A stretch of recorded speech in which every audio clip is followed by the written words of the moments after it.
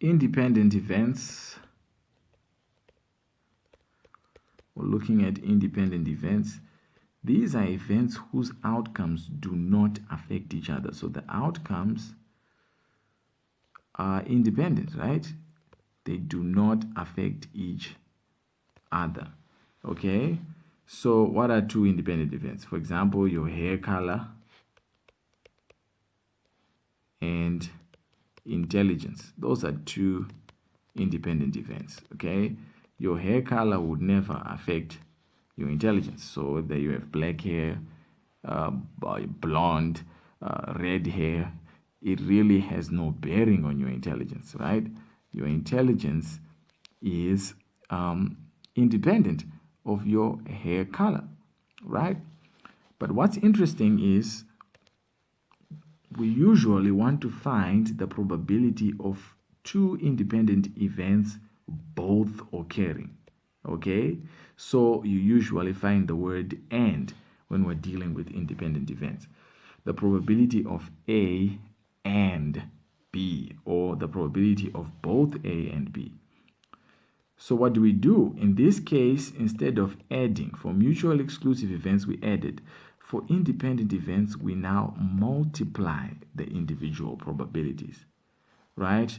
The probability of getting A and B is equal to the probability of A times the probability of B. Okay, so you simply multiply the two individual probabilities. Let's demonstrate that with an example. Okay. So let's say we have a person is picked at random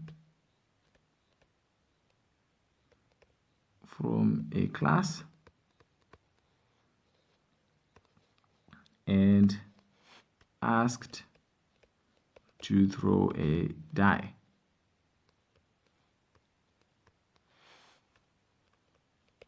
Right, so I hope you know what a die is. For those of you who've played Monopoly or Snakes and Ladders, you might be familiar with this thing. So this is a die. It's got 6 sides. And let's go for our question. What is the probability that the person is a boy and the person gets a 6? So it's a boy who gets a 6. So this will be probability of getting boy times probability of getting what? 6. Probability of getting boy, right, from a group of people is 1/2. Why? A person can either be a boy or a girl, right? So there's only 2 possible outcomes, and one of those is boy. And then on a die, there are 6 sides, and one of them has a 6. So the probability of getting a 6 is 1/6.